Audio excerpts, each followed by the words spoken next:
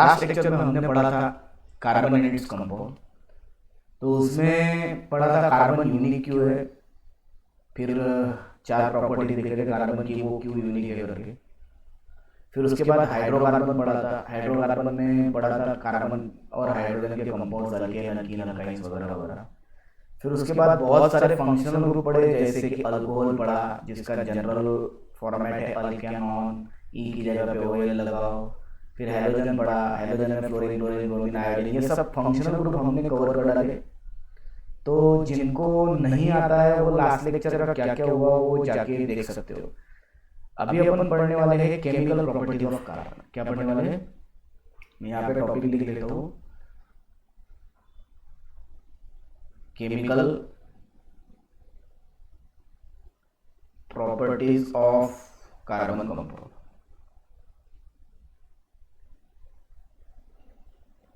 Chemical property of carbon compound में पढ़ने वाले हम सबसे पहली प्रॉपर्टी पढ़ने वाले हैं कंबशन रिएक्शन।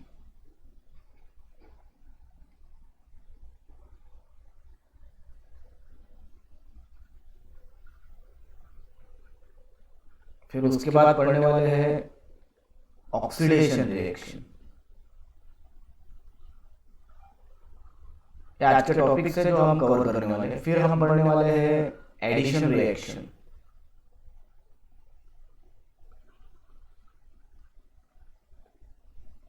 फिर चौथी पढ़ने वाले हैं free radical substitution reaction.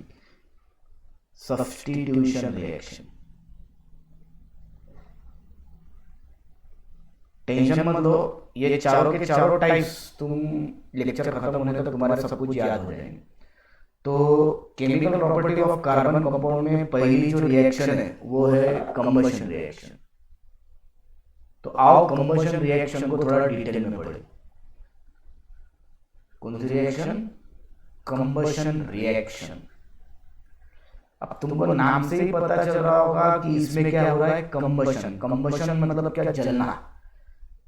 Combustion मतलब जलना। तो जलना मतलब क्या है, अब जलने के लिए हेल्प किसकी लेते हैं, ऑक्सीजन की हेल्प लेते हैं। तो कौन सा भी हाइड्रोकार्बन या कौन सा भी हाइड्रोकार्बन बोलो या कार्बन कंटेनिंग कंपाउंड बोलो, तो अपन यहाँ पे लिख लेते हो हाइड्रोकार्बन लिख लेते हैं। कौन सा भी हाइड्रोकार्बन या कार्बन कंटेनिंग कंपाउंड जब कभी भी ऑक्सीजन के प्रेजेंस में जलता है, मतलब उसको अपन हीट करते हैं, ये ऐसा सिंबल मतलब हीट। हाइड्रोकार्बन तो जब कभी भी अपन ऑक्सीजन के प्रेजेंस में जलाते हैं तब तुमको मिलता है CO2 एंड H2O, और साथ में क्या मिलता है, हीट लाइट वगैरह मिल जाती है, हीट एंड लाइट ये मिल जाते हैं पार्सल में। तो कहने का तात्पर्य है जब कभी भी हाइड्रोकार्बन ऑक्सीजन के प्रेजेंस में जलता है तो तुमको क्या मिलता है, CO2 एंड H2O। मतलब अभी तुम लोगों को मैंने लास्ट लेक्चर में पढ़ाया था कि हाइड्रोकार्बन के 2 प्रकार है, saturated and unsaturated. Saturated hydrocarbon में तुम लोगों को मैंने पढ़ाया था कि कार्बन कार्बन का सिंगल कोवेलेंट बॉन्ड प्रेजेंट रहेगा, और अनसैचुरेटेड हाइड्रोकार्बन में मैंने तुमको पढ़ाया था कि कार्बन कार्बन का डबल बॉन्ड और ट्रिपल बॉन्ड प्रेजेंट रह सकता है, मतलब उसमें अनसैचुरेशन रह सकता है। ये सैचुरेशन और अनसैचुरेशन को डिटेल में या उसकी डिग्री ऑफ अनसैचुरेशन डिटेल में अपन 11 12 में देखने वाले, लेकिन अभी ये 10th के लेवल का चैप्टर है, तो इसीलिए इतना ही समझ लो कि हाइड्रोकार्बन के 2 प्रकार हैं, सैचुरेटेड अनसैचुरेटेड। सैचुरेटेड में अल्केन, अनसैचुरेटेड में अल्कीन एंड अल्काइन। तो हाइड्रोकार्बन जो कुछ भी है, तो अभी एग्जांपल के तौर पे फेमस हाइड्रोकार्बन अपन कंसीडर कर लेते हैं जिसको बोलते हैं अपन मीथेन। क्या बोलते हैं, मीथेन। अब मीथेन, ये मीथेन गैस तुमको मालूम है गोबर गैस से मिलता है, गोबर गैस में बहुत ज्यादा कंटेंट मीथेन का रहता है। अभी इसको ऑक्सीजन के प्रेजेंस में जलाया तो तुमको क्या मिलेगा, CO2 मिलेगा, H2O मिलेगा, और साथ में क्या मिलेगी, लाइट एनर्जी मिलेगी, हीट एनर्जी मिलेगी। अरे समझ में आ रहा है तुमको। तो इतना तुम लोगों को कौन सा भी हाइड्रोकार्बन जलाएंगे तो मिलेगा। अब मीथेन का को कौन सा भी ले लो, methane, ethane, propane, butane, pentane, hexane, heptane, octane, nonane, decane, तो अपन पकड़ लेंगे हेक्सेन C6H14। ये फॉर्मूला कैसे आया वो भी मैंने तुमको एक्सप्लेन किया था, CnH2n+2 से। तो ये जब कभी भी ऑक्सीजन से जलता है तो तब क्या बनता है, CO2 H2O along with light energy and heat energy. ये तुमको अभी ये बैलेंसिंग तुम कर लेंगे, क्योंकि बैलेंसिंग का एक आध दिन में तुमको डेडिकेटेड एक सेपरेट लेक्चर डाल दूंगा बैलेंसिंग का, जिसमें अपन अलग अलग प्रकार से बैलेंसिंग करेंगे। डायरेक्ट बैलेंसिंग करेंगे, आर्बिट्रेरी कोएफिशिएंट मेथड से बैलेंसिंग करेंगे, आयन इलेक्ट्रॉन मेथड से बैलेंसिंग करेंगे, ऑक्सीडेशन नंबर से बैलेंसिंग करेंगे, सादा वाला बैलेंसिंग नहीं, सभी चार्ज के साथ सभी सब कुछ बैलेंसिंग करेंगे। वो कौन से एलिमेंट में करेंगे, लेकिन रेड ऑक्सीडेशन नाम के चैप्टर में। अभी 10th में इतना बैलेंसिंग का कोई तुमको इंपॉर्टेंट नहीं है। तुमको केमिकल रिएक्शन एलिवेशन में बैलेंसिंग है वो ट्राई, मतलब वो क्या बोलते हैं, ट्रायल वाली मेथड, हीट एंड ट्रायल वाली मेथड, वो कुछ काम की नहीं रहेगी, लेकिन फिर भी पढ़ाया जाता है। चलो ठीक है, तो अपना मेन टॉपिक है कि कंबशन रिएक्शन। कंबशन रिएक्शन मतलब कौन सा भी हाइड्रोकार्बन उठा लो, उसको ऑक्सीजन के प्रेजेंस में जलाओ, तुमको क्या मिलेगा, CO2 मिलेगा और पानी मिलेगा along with heat and light. पानी मतलब H2O मॉलिक्यूल। तो अभी मैंने तुमको बताया कि जब कभी भी ये कौन से, ये दोनों वाले हाइड्रोकार्बन क्या है, कौन से ये दोनों हाइड्रोकार्बन, ये दोनों हाइड्रोकार्बन जो है ना, ये दोनों हाइड्रोकार्बन जो है ना, वो सिंगल कोवैलेंट बॉन्ड वाले, मतलब इनमें कार्बन कार्बन का डबल बॉन्ड या ट्रिपल बॉन्ड प्रेजेंट नहीं है। तो इसको तुम क्या बोलेंगे, सैचुरेटेड हाइड्रोकार्बन। क्या बोलेंगे, सैचुरेटेड हाइड्रोकार्बन। और ये सैचुरेटेड हाइड्रोकार्बन जब कभी भी ऑक्सीजन के प्रेजेंस में जलते हैं ना, तो क्लीन फ्लेम मिलती है। क्लीन फ्लेम मतलब अभी तुम देखो ना, ब्लू फ्लेम, क्लीन फ्लेम मतलब ब्लू फ्लेम। अभी ब्लू फ्लेम कैसे रेडियन में समझा दो। तुमने तुम्हारे घर का सिलेंडर देखा होगा, तुम्हारे घर के सिलेंडर में जो गैस रहता है, अगर उसको तुम जलाओगे तो तुमको कौन सी फ्लेम मिलती है वहां पे, ब्लू कलर की, और वो क्लीन है, उसमें कंप्लीट कंबशन हो जा रहा है। लेकिन अभी तुम क्या करो, माचिस की तिली उठाओ, माचिस की काली वगैरह लो और उसके ऊपर लगा दो, तो एक ब्राउन कलर की फ्लेम आती है। और वो ब्राउन कलर की फ्लेम किससे आती है, अनसैचुरेटेड हाइड्रोकार्बन से, क्योंकि वो जो मैचस्टिक रहती है उसमें अनसैचुरेटेड कंपाउंड्स कार्बन के रहते हैं, मतलब डबल डबल बॉन्ड भी रह सकते कार्बन के और ट्रिपल बॉन्ड भी रह सकते कार्बन के। तो कहने का तात्पर्य एक ही है, कंक्लूजन क्या निकलता है इससे, कि अगर तुमको क्लीन फ्लेम चाहिए, क्लीन फ्लेम चाहिए, तो उसके लिए क्या लो, सैचुरेटेड हाइड्रोकार्बन। और वो कौन से कलर की लेती थी क्लीन फ्लेम, ब्लू वाली। और तुमको ऑरेंज या रेड ये चाहिए अगर फ्लेम, तो तुम अनसैचुरेटेड हाइड्रोकार्बन ले सकते हो। तो तुमने कभी देखा होगा, तुमको पता नहीं गांव में तुम रहते हो कि नहीं, लेकिन गांव में जब शेकोटी की जाती है, उसको टेक्निकल लैंग्वेज में क्या बोलते हैं, तुम बोन फायर क्या कुछ तो भी बोलते हो, जो आजकल टेकरियों पे करते हो लोग ट्रेक पे जाने के बाद। तो वो बोन फायर में तुम देख रहे होंगे कि जो फ्लेम रहती है वो लकड़ी की फ्लेम रहती है, जलाने के बाद वो रहती है ऑरेंज कलर की या रेड कलर की। वो अनसैचुरेटेड हाइड्रोकार्बन की वजह से, क्योंकि उसमें कार्बन कार्बन के डबल बॉन्ड और ट्रिपल बॉन्ड प्रेजेंट रहते हैं। तो यहाँ तक तुम लोगों को समझ में आएगा कि कंबशन रिएक्शन मेन कंक्लूजन क्या है। कंबशन रिएक्शन क्या रहता है, जब कभी भी ऑक्सीजन के प्रेजेंस में जलाएंगे तो CO2 एंड H2 गैस क्या होता है, ये CO2 गैस मिलता है और H2 भी गैस के फॉर्म में ही चला जाता है, वेपर बन के। चलो, और अलॉन्ग भी तुमको हीट एंड लाइट मिल जाती है। तो इस प्रकार की कंबशन रिएक्शन है। फिर उसके बाद सेकंड रिएक्शन कौन सी है तुम्हारी, ऑक्सीडेशन रिएक्शन। कौन सी रिएक्शन है my dear students, oxidation reaction. लिखता हूं यहां पे,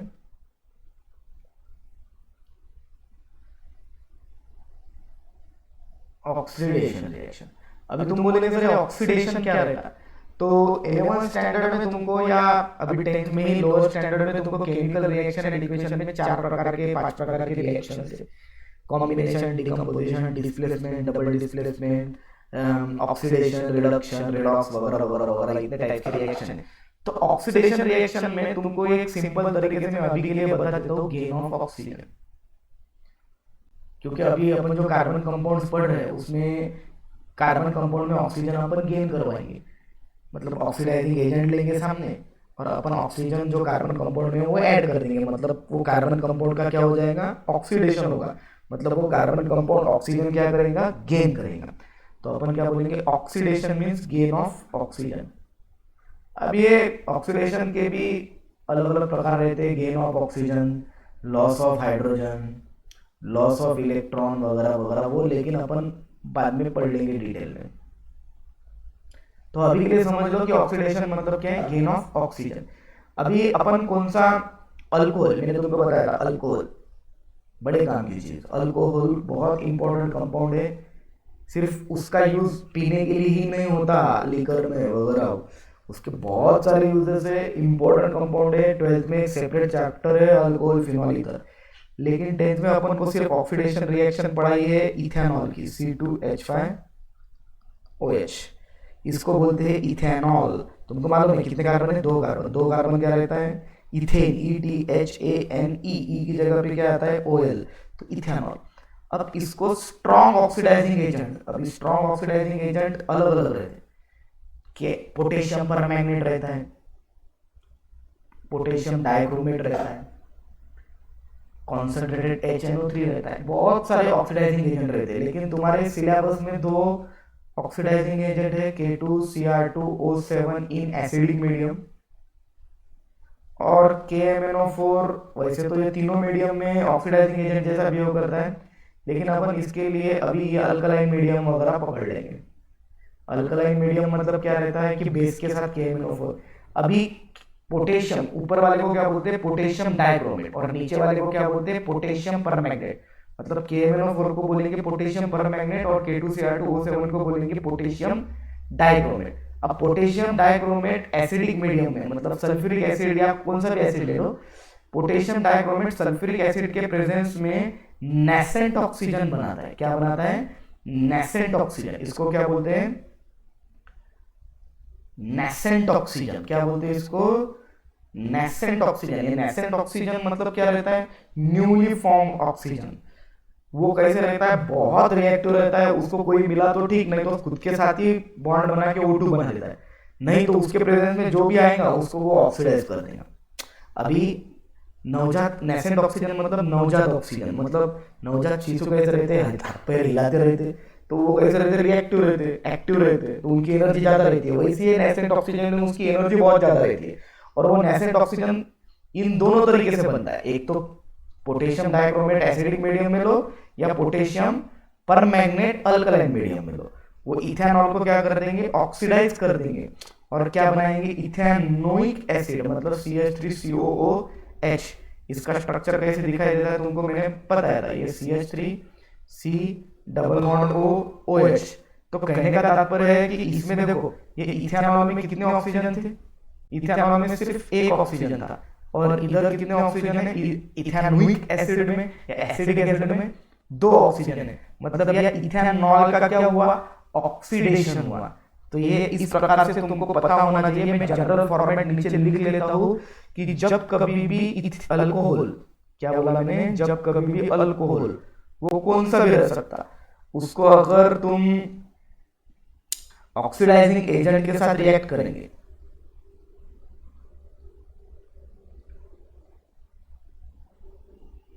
ऑक्सीडाइजिंग एजेंट के साथ क्या करेंगे? रिएक्ट करेंगे, तो तुमको क्या मिलेगा? Carboxylic acid.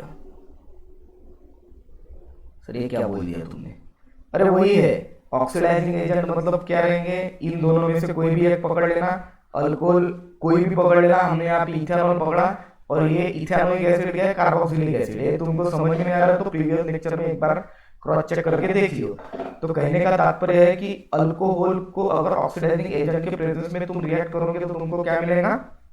Carboxylic acid. ये दूसरी प्रॉपर्टी है। पहली प्रॉपर्टी कौन सी हो गई? कंबशन वाली, जिसमें कौन सा भी हाइड्रोकार्बन ऑक्सीजन के प्रेजेंस में जला है तो तुमको क्या मिलेगा? CO2 and H2 along with heat energy and light energy. फिर दूसरी रिएक्शन कौन सी है? ऑक्सीडेशन रिएक्शन, जिसमें एक हाथ स्ट्रॉन्ग वाला ऑक्सीडाइजिंग एजेंट पकड़ने का, उसको इथेनॉल के साथ रिएक्ट करने का, और तुमको क्या मिलेगा? Carboxylic acid. अभी ये हायर स्टैंडर्ड में डिटेल में रिएक्शन, लेकिन अभी के लिए तुमको इतना समझना है, 10th में जितना पढ़ा रहा हो, मतलब जितने अगर तुमने सपोज कार्बोनेटेड कंपाउंड के सभी पार्ट अपने देख लिए और उसकी नोट्स वगैरह बना ली, तो उसके बाहर 10th के लेवल तक कुछ नहीं आएगा। समझ में आया तुमको? तो इतना पढ़ लेना, बाकी हो जाएगा। दोनों रिएक्शन हो गए, combination reaction and oxidation reaction. फिर उसके बाद है तुम्हारी एडिशन रिएक्शन। कौन सी है सर? Addition reaction. अभी एडिशन रिएक्शन में नाम ही है ऐड होना। अब एडिशन रिएक्शन में क्या रहता है? अनसैचुरेटेड हाइड्रोकार्बन, समझाता हूँ मैं, पहले लिख लो अनसैचुरेटेड हाइड्रोकार्बन क्या रहता है, unsaturated hydrocarbon.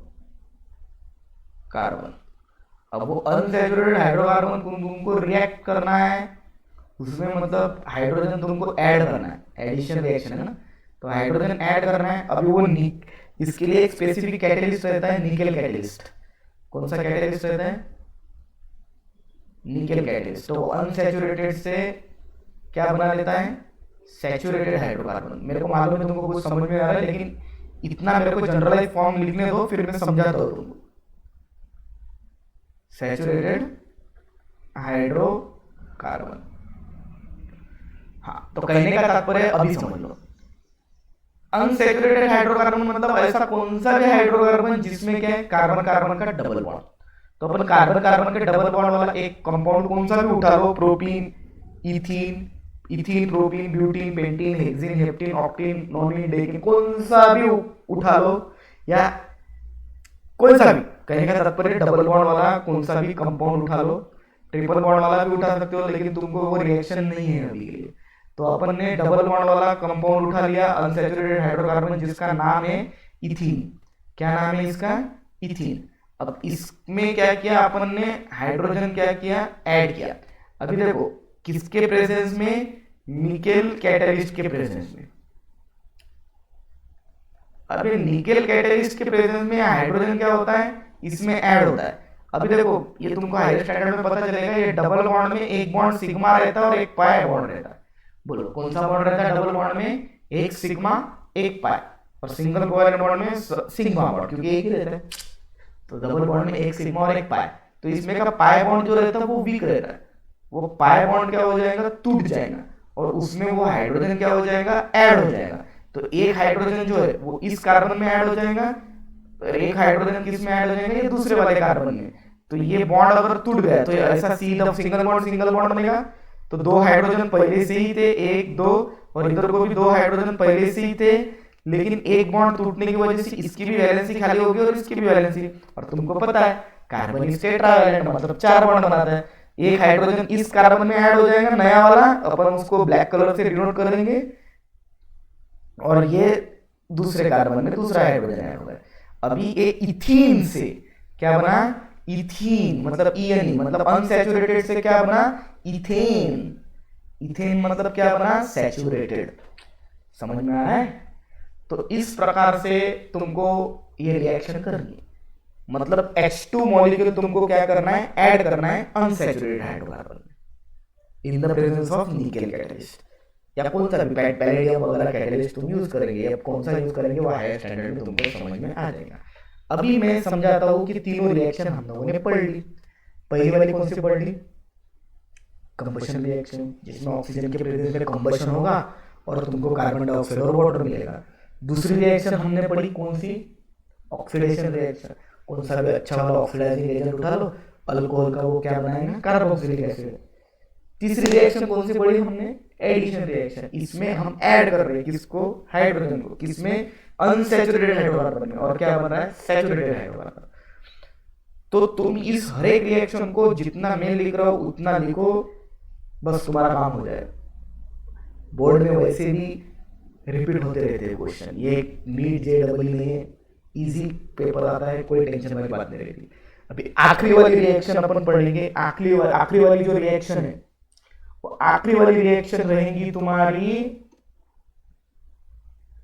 Free radical substitution reaction. अब ये फ्री रेडिकल क्या है सर, देखो कुछ रिस्ट्रिक्शन है मेरे ऊपर, ये 12th का मैं अभी नहीं पढ़ा सकता, नहीं तो तुमको मैं इस हर एक वर्ड का मैं फील दे सकता हूँ, लेकिन वो तुमको हायर स्टैंडर्ड में मिलेगा। Free radical substitution reaction,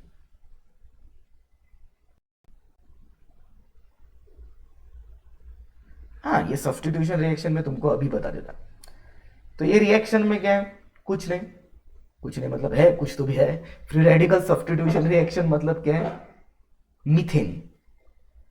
methane को क्या करो तुम, क्लोरीन के साथ रिएक्ट करो, तो तुमको क्या मिलेगा, CH3Cl मिलेगा। इसको क्या बोलते हैं तुम, मीथेन। इसको क्या बोलते हैं, क्लोरीन।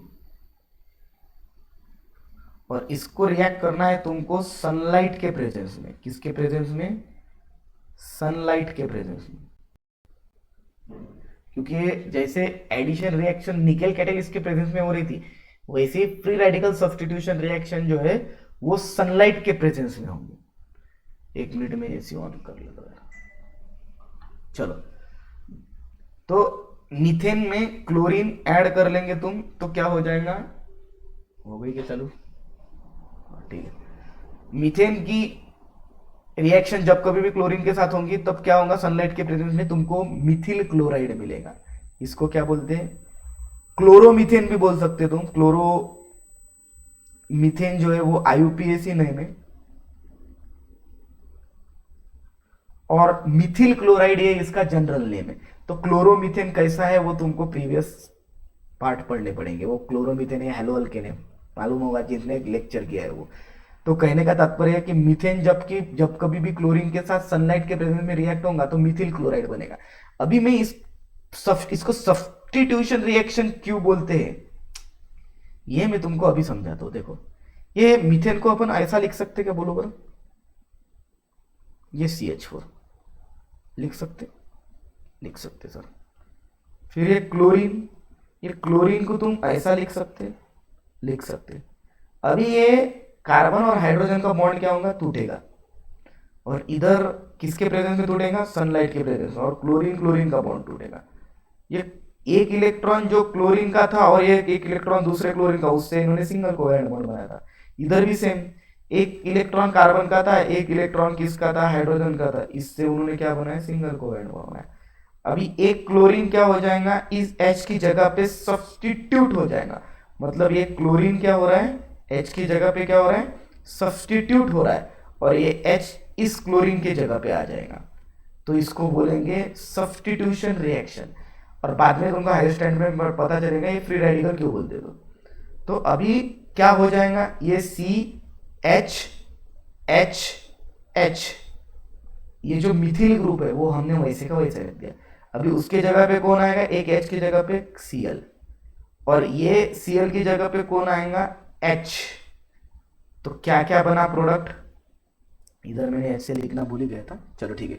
तो क्या क्या बना, देखो यही क्या है अपना, क्लोरोमीथेन। क्या है, क्लोरोमीथेन, और साथ में क्या बन रहा है, HCl, वो बाय प्रोडक्ट है। तो ये क्या हो गया, इधर क्लोरीन सब्स्टिट्यूट हो गया हाइड्रोजन की जगह पे, इसीलिए तुम इसको क्या बोलते हैं, सब्स्टिट्यूशन रिएक्शन। अभी ये रिएक्शन और फर्दर होती है, मैं बताता हूं तुमको। ये जो मिथिल क्लोराइड है, ये मिथिल क्लोराइड और क्लोरीन के प्रेजेंस में, क्लोरीन तो एक्सिस में था ना, और रिएक्ट होके और एक हाइड्रोजन सब्स्टिट्यूट हो जाता है। पहले CH3 थे, बाद में क्या हो जाएंगे, CH2। पहले एक ही Cl था और एक क्लोरीन सब्स्टिट्यूट हो गया तो क्या बन गए, Cl2। तो इसका नाम है डाइक्लोरोमीथेन। इसको क्या बोलते हैं, CHLORO, डाइक्लोरो, और एक कार्बन है इसीलिए मीथेन, और साथ में क्या, HCl। और ये डाइक्लोरोमीथेन लेंगे अपन CH2Cl2, और क्लोरीन के साथ अपन रिएक्ट करेंगे, और एक हाइड्रोजन रिएक्ट हो जाएगा, तो और एक हाइड्रोजन कम हो जाएगा, उस हाइड्रोजन की जगह पे Cl आएगा। पहले 2 Cl थे, अभी 3 Cl हो गए। अरे समझ में आ रहा है तुमको। तो इसको क्या बोलेंगे, 3, पहले वाले को 1 था तो इसीलिए क्लोरोमीथेन, दूसरे में 2 क्लोरीन है इसीलिए डाइक्लोरोमीथेन, अभी 3 क्लोरीन है इसीलिए इसको क्या बोलते हैं, ट्राइक्लोरोमीथेन। क्या बोलेंगे इसको, ट्राइक्लोरोमीथेन। अभी और ट्राइक्लोरो, ये क्लोरोफॉर्म भी बोलते हैं इसको, बराबर है क्या, ये ट्राइक्लोरोमीथेन तो इसका IUPAC नेम है, इसको क्लोरोफॉर्म भी बोलते हैं।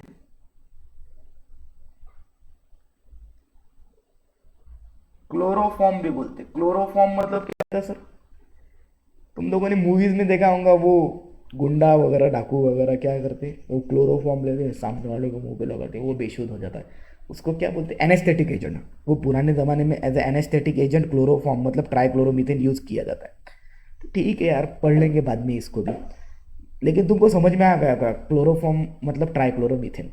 चलो वो ट्राइक्लोरोमीथेन फिर से ले लेंगे, फिर से क्लोरीन के साथ रिएक्शन करेंगे, एक हाइड्रोजन चला जाएगा, अभी क्या बनेगा उसके जगह पे Cl, तो अभी कितने Cl बन जाएंगे, 4 क्लोरीन। अब और HCl बनेगा। मतलब कहने का तात्पर्य यह है कि एक एक हाइड्रोजन क्या हो रहा है, सब्स्टिट्यूट हो रहा है और उसकी जगह पे क्लोरीन आ रहा है। पहले क्लोरोमीथेन था, फिर डाइक्लोरोमीथेन, फिर ट्राइक्लोरोमीथेन, अभी इसका क्या हो जाएगा, 4 है इसलिए टेट्राक्लोरोमीथेन। नोट्स बनाते चलो, टेट्राक्लोरोमीथेन, इसको क्या बोलते हैं, टेट्राक्लोरोमीथेन बोलते हैं। अरे समझ में आ रहा है तुम लोगों को? अभी पूरे के पूरे चारों रिएक्शन मैंने तुम्हारे डिटेल में ले लिए। पहली कंबशन, दूसरी ऑक्सीडेशन, तीसरी एडिशन, फिर फ्री रेडिकल सब्स्टिट्यूशन रिएक्शन। तो ये रिएक्शन का एक ड्रॉबैक है कि तुमको एक प्रोडक्ट अगर चाहिए होगा, सपोज तुमको चाहिए क्लोरोफॉर्म चाहिए किसी को बेशुद्ध करने के लिए, लेकिन तुमको सिर्फ क्लोरोफॉर्म नहीं मिलेगा इस रिएक्शन में। इस रिएक्शन में क्लोरोफॉर्म के साथ साथ मिक्सचर में तुमको क्या क्या मिलेगा, क्लोरोमीथेन भी मिलेगा, डाइक्लोरोमीथेन भी बोलेगा, क्लोरोफॉर्म में डाइक्लोरोमीथेन भी बनेगा और टेट्राक्लोरोमीथेन भी बनेगा। तो इसीलिए ये रिएक्शन प्रीफर नहीं करते, क्योंकि अपने को एक कंपाउंड चाहिए रहता है, तो ये चार चार कंपाउंड पार्सल में दे देता है। तो फिर आगे और सेपरेशन करो, लाभ लाभ लाभ तीन चीजें होती रहती है। तो कहने का तात्पर्य है कि चारों के चारों रिएक्शन तुम्हारी याद हो गई होगी। देखो आज संडे इसीलिए लेक्चर बना पाया हो, अपलोड कर पाया हो, और ये चैप्टर में खत्म भी कर डालूंगा सभी पार्ट्स में अपलोड करके। कार्बोनेटेड कंपाउंड 10th का इंपॉर्टेंट कंपाउंड है, सॉरी चैप्टर है, और ऑर्गेनिक केमिस्ट्री का वो पूरा का पूरा मैं अपलोड कर दूंगा, don't worry. Thank you very much, take care, bye bye, see you.